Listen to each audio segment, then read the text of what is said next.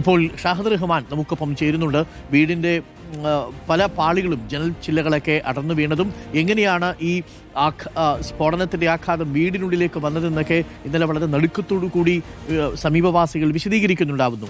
അതിൽ ചിലയിടങ്ങളിലൊക്കെ മൃതദേഹത്തിൻ്റെ ഭാഗങ്ങൾ പോലും തെറിച്ചു വീണിരുന്നു എന്നുള്ളതാണ് നമ്മൾ മനസ്സിലാക്കുന്നത്. ഷഹദുണ്ട്. ഷഹദ്, ഇപ്പോഴും ആ സംഭവത്തിൻ്റെ ഞെട്ടലിൽ തന്നെയാണല്ലേ സമീപവാസികൾ?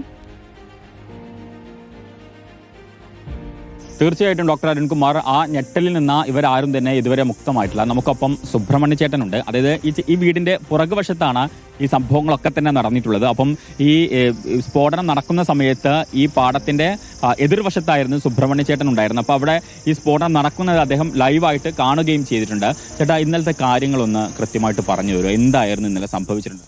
നമ്മളവിടെ അമ്പലത്തിലേക്ക് പോയി കയറുന്നു. അവിടെ അമ്പലത്തിൽ കഴിയുമ്പോൾ വലിയൊരു ശബ്ദം കേട്ടു. ആ ശബ്ദം കേട്ട് ഇവിടേക്ക് വരുമ്പോൾ ആകെ പുകയായിരുന്നു. ആകെ പുകയും ഇതൊക്കെ ആയിട്ട് അപ്പോൾ ഞാൻ നേരെ അച്ഛൻ വയസ്സായ അച്ഛനാണ്. ഇവിടെ അച്ഛൻ എന്താണ് സംഭവിച്ചതെന്ന് വെച്ചിട്ട് ഓടി വരുമ്പോൾ അച്ഛൻ്റെ കാലിൻ്റെ അവിടെ ചില്ല്, മറ്റേ ജനലിൻ്റെ ചില്ല് കൊട്ടിട്ട് ചെറിയൊരു മുറിവ് പറ്റിയിട്ടുണ്ടായിരുന്നു. എന്നിട്ട് അങ്ങനെ അച്ഛനും കൊണ്ട് പുറത്തേക്ക് പോയി. പിന്നെ ആകെ പുകയായിരുന്നു.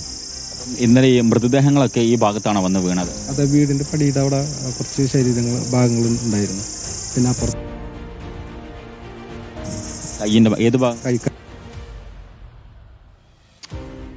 ഓക്കെ ഷഹദ്, നമുക്ക് ആ ദൃശ്യങ്ങൾ, ആ വീട്ടുകാരുടെയൊക്കെ ആ സങ്കടം ഇപ്പോഴുമുണ്ട്. അവർക്ക് ഇപ്പോഴും ആ ഞെട്ടൽ മാറിയിട്ടില്ല. ഇന്നലെ ഈ പ്രദേശത്ത് ഒരു കുട്ടംകുളത്തൊരു പള്ളിയുണ്ട്. ആ പള്ളിയിൽ ഇന്നലെ പ്രദക്ഷിണവും ഇന്നലെ പെരുന്നാളും ഒക്കെ നടക്കുന്ന ദിവസം കൂടിയായിരുന്നു. ആ സമയത്ത് നിരവധി ആളുകൾ ആ സ്ഥലത്ത് ഒത്തുചേർന്നിരുന്നു. സമീപവാസിയായ സഞ്ജു എന്ന് പറയുന്ന ഒരു അയൽവാസിയുടെ വീട്ടിലും 10-30ഓളം ആളുകൾ അന്ന് വിരുന്നിന് വന്നിരുന്നു. ആ മനുഷ്യരെല്ലാവരും ഒരുമിച്ചുകൂടി ഭക്ഷണം കഴിച്ച് ഒന്ന് റെസ്റ്റ് ചെയ്തിരിക്കുന്ന സമയത്താണ് 3 മണിയോടുകൂടി അപകടമുണ്ടാവുന്നത്. അവരുടെ വീടിന് മുകളിലേക്ക് ഒരു അമിട്ട് വന്ന് വീണു. 150 മീറ്റർ മാത്രം അകലെയുള്ള വീട്ടിലേക്ക്. അത്ര വലിയ ഉഗ്രശേഷിയുള്ള കരിമരുന്നുകളാണ് ഇവിടെ നിറച്ചുകൊണ്ടിരുന്നത്. എന്താണ് അപകടത്തിൻ്റെ കാരണം? ഇപ്പോഴും നമ്മൾ സംശയിക്കുന്നത് ചൂട് തന്നെയാണ്. അന്തരീക്ഷ താപനില വല്ലാതെ ഉയർന്നിരുന്നു എന്നുള്ളതാണ്. ഈ തിരി ഒരുക്കിയതിന് ശേഷം തിരി ഉണക്കാനിട്ടിരുന്നു. അങ്ങനെ ഉണങ്ങിയ തിരികൾ 3 മണിയോടുകൂടി പെറുക്കിയെടുത്ത് ഉള്ളിലേക്ക് കൊണ്ടുപോകുന്നതിനിടയിൽ ആ തിരികൾ തമ്മിൽ കൂട്ടിമുട്ടി സ്പാർക്ക് ഉണ്ടായതാണോ എന്നുള്ളതാണ് ഒരു പ്രധാനപ്പെട്ട സംശയം. പ്രേക്ഷകർക്ക് അതിൻ്റെ ദൃശ്യങ്ങൾ കൂടി നമ്മൾ കാണിച്ചു നൽകാം. അതിനു മുൻപ് ഇപ്പോൾ ആ സംഭവ സമയത്ത് ആ സ്ഥലത്തുണ്ടായിരുന്ന വിൽസൺ ചേട്ടനോടൊപ്പം ഉണ്ടായിരുന്ന വേലായുധൻ ചേട്ടൻ ഞങ്ങളുടെ പ്രതിനിധി അഭിജിത്ത് മുഴക്കുന്നുമായിട്ട് സംസാരിച്ചു. ചേട്ടൻ പറയുന്നത് കൂടി നമുക്കൊന്ന് കേട്ടുവരാം. എന്താണ് ഇവിടെ യഥാർത്ഥത്തിൽ സംഭവിച്ചത്?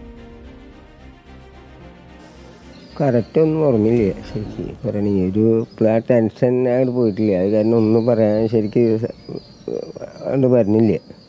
ഈ ശബ്ദം കേട്ടിട്ടാണോ വേലായുധേട്ടൻ ഓടിയത്? അവിടെ ആ സമയത്ത് എത്ര പേരുണ്ടായിരുന്നു ഓർക്കുന്നുണ്ടോ? അതൊരു 2-3 ദിക്കിലായിട്ട് ഇരിക്കണേ. എത്ര ആളുണ്ടെന്നൊന്നും കറക്റ്റ് ഇപ്പം പറയാണ്ട് പറഞ്ഞില്ല. ഇത്ര ദൂരം വന്നിട്ടാണ് ഒരെണ്ണം ഈ തെങ്ങൊക്കെ ഉണ്ടല്ലോ, ഇവിടുന്നാണ്ട് അത് തെങ്ങ് അത്ര ദൂരം വന്നിട്ടാണ് ഒരു കുഴിമിനിൽ വന്ന് വീണു. അല്ലാണ്ട് കഴിഞ്ഞാൽ വലിയത്. പിന്നാലെ ഓടി ചിലരെ കെട്ടുമറിഞ്ഞ് വീണു. ചിലർക്ക് പൊള്ളിൽ ഏച്ചിയുണ്ട്. ആംബുലൻസിൽ കൊണ്ടുപോയി. അങ്ങനെയൊക്കെ വണ്ടി ഇന്ത്യയൊക്കെ വന്നായിരുന്നു. ചൂട് കൂടിയോണ്ടായി ഇന്ത്യ ഒന്നും വിചാരിക്കുന്നത്. അല്ലാതെ ഇപ്പം അവിടെ അങ്ങനെ ഒരു ആരോഗ്യം ശ്രദ്ധയിൽ പണിയെടുക്കണതാണല്ലോ.